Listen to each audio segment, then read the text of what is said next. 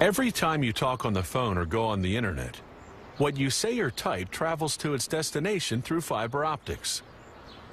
Voice and data gets transmitted via pulses of light through hair-thin glass fibers.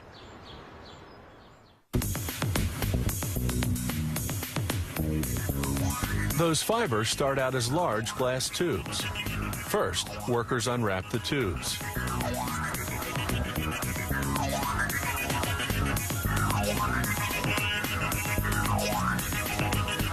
Then they submerge them in a corrosive bath of hydrofluoric acid that removes any oil residues. Then they set a tube into each end of a lathe.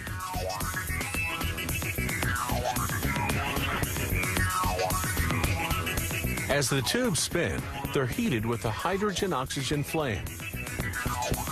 When the glass turns white, it's getting close to hitting peak temperature. At about 3,500 degrees, the two tubes fuse together. They put this new, longer tube onto another lathe. As the tube spins, they inject a mixture of chemical gases inside, while a traversing burner heats everything up.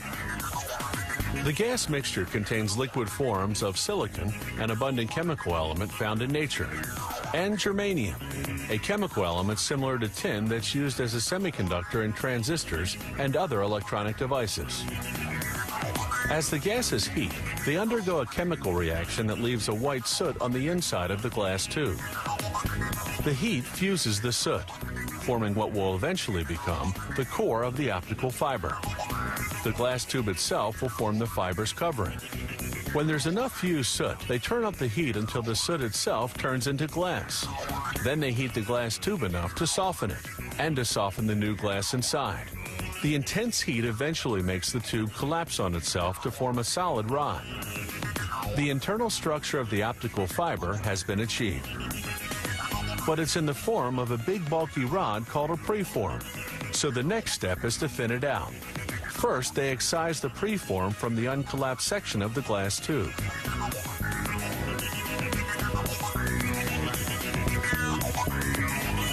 Then they install it vertically into the drawing tower, which will draw out the final shape.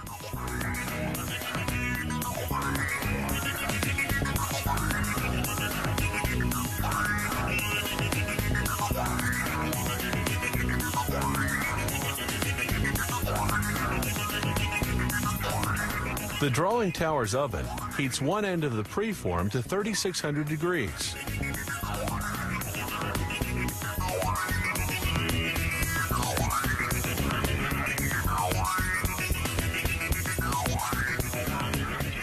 The glass softens.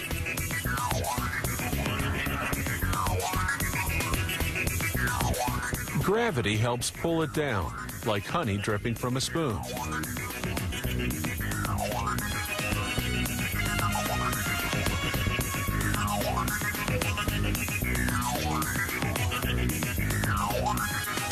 Then, using a glob of glass as a weight, they stretch the soft glass and keep stretching it until they've formed a thin glass fiber. A series of pulleys measure the tension on the fiber as it's being drawn.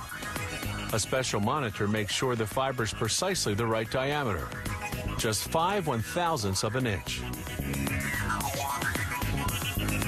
Then the fiber passes through UV lamps that bake on an acrylic coating to protect against dust and other contaminants. Finally, the fiber is rolled onto a drum. From here, it's either shipped out as is or put into a cable. Fiber optic cables are expensive to produce, but they're smaller and lighter than traditional copper cables.